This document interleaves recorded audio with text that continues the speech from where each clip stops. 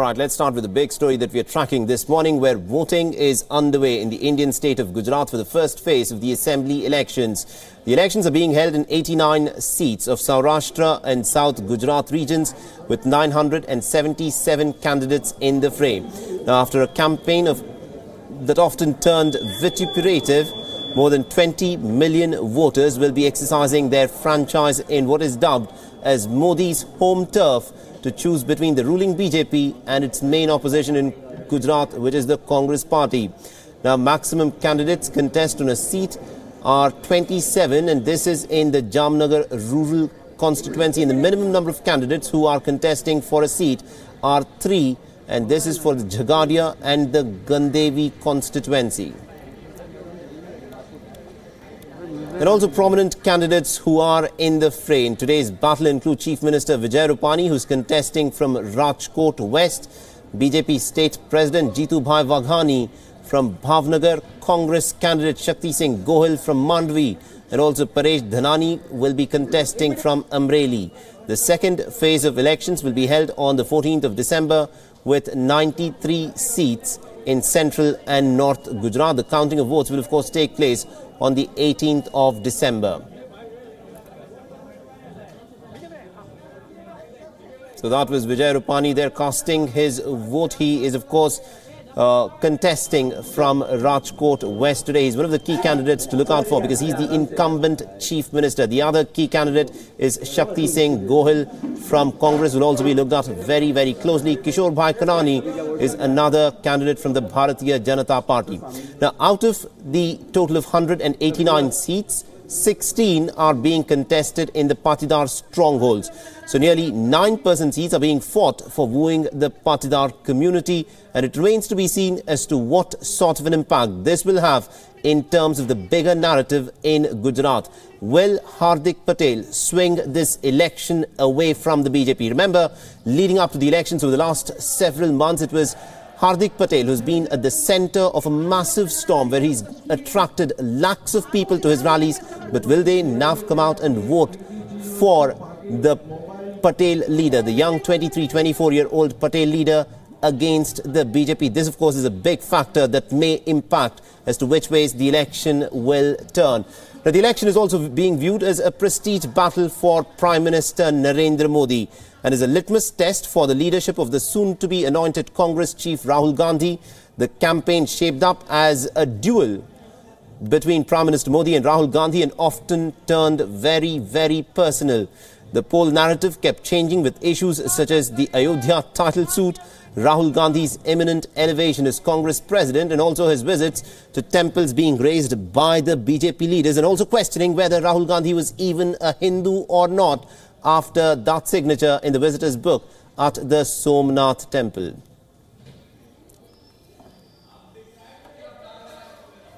भाजपा को ऐतिहासिक निर्णायक विजय होगी। विजय के 3 कारण होंगे। भाजपा की सरकार के काम, मोदी जी की नेतृत्व, उनकी लोकप्रियता, गुजरात में जो उन्होंने किया इसलिए वो देश में गया और दुनिया में भारत का नाम किया, और तीसरा जो कांग्रेस के लोगों ने मोदी जी का अपमान किया है, जिस विभत्स भाषा का प्रयोग किया है, ये सब का गुजरात की जनता बहुत ही प्रभावी बदला लेगी।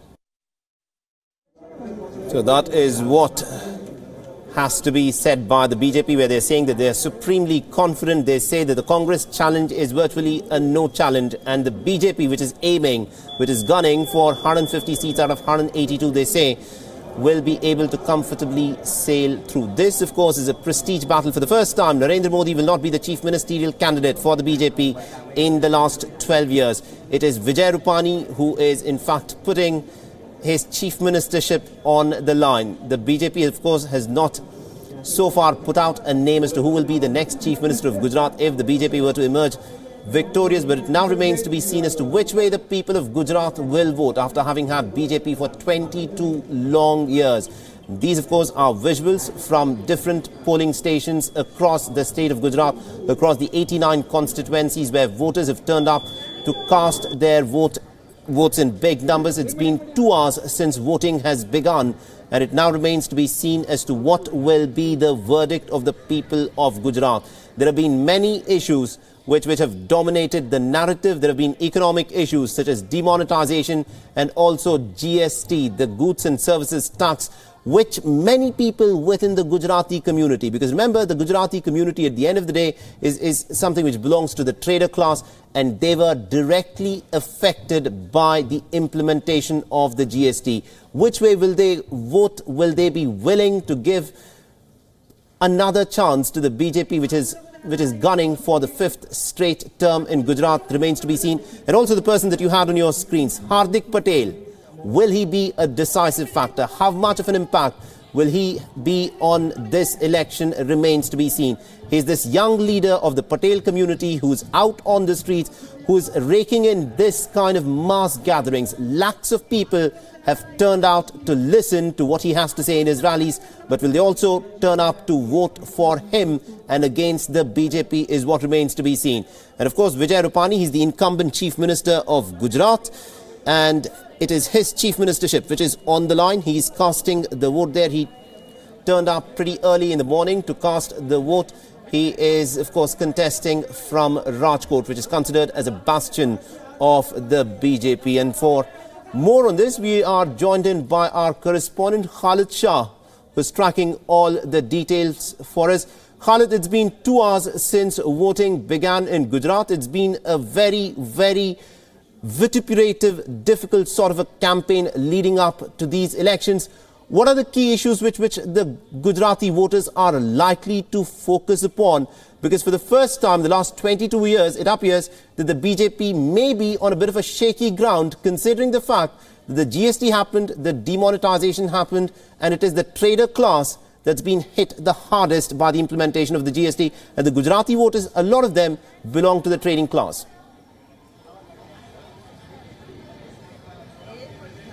Well, yes, definitely it's for the first time that BJP is actually facing a challenge in Gujarat out here. And the reasons for that are many. We have seen how the election campaign has really panned out. The GST and the demonetization really beginning to kind of have some sort of a criticism on ground for BJP. But apart from that, there are other factors which are also in play out here. It's the caste arithmetic, the equation that the Congress party is really wanting to come up with. They have tried to kind of consolidate the caste vote of Dalits, of OBCs, and as well as Patidars, who are a substantial chunk of vote as far as Gujarat is concerned. And Congress party is really eyeing on that particular equation to really steer through this election. But as far as BJP is concerned, they have gone ahead with their development agenda full throttle. That's been dominating the discourse of the Gujarat campaign for BJP. But apart from that, they have also deviated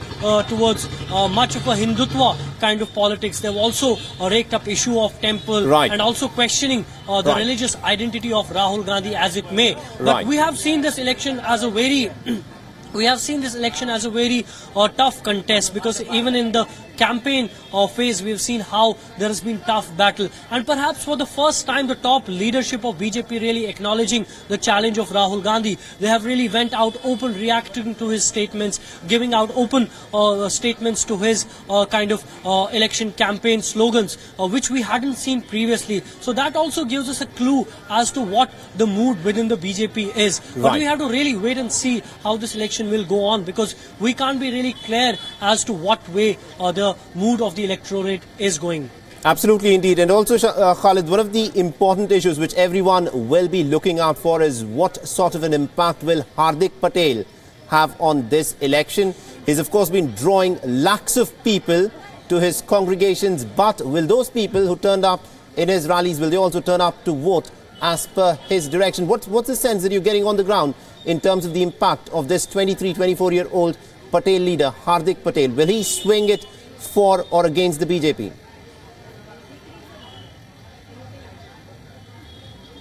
Well, immediately after Narendra Modi moved to Delhi to take helm of the Prime Ministership. We have seen some sort of caste agitations really brewing up in Gujarat. We have seen one of its kind agitation that came forward in Una from the Dalits, and then the Patel agitation led by Hardik Patel. But that is in fact having a lot of dent on the ground, because if we see Hardik Patel is a young leader, but not only just a young leader, he is someone with a lot of support. We have seen his election rallies getting a lot of gathering, a lot of people really coming to kind of attend his gatherings. That in itself is a nervous sign for BJP, because if Hardik Patel manages to get a good number of votes, that's going to be a very difficult arithmetic for BJP to manage, and that's why BJP has tried to not play the caste angle, not play the caste politics. They have wanted to have the election on the development plank, and they've been saying that development will be all inclusive, this development will be for everyone.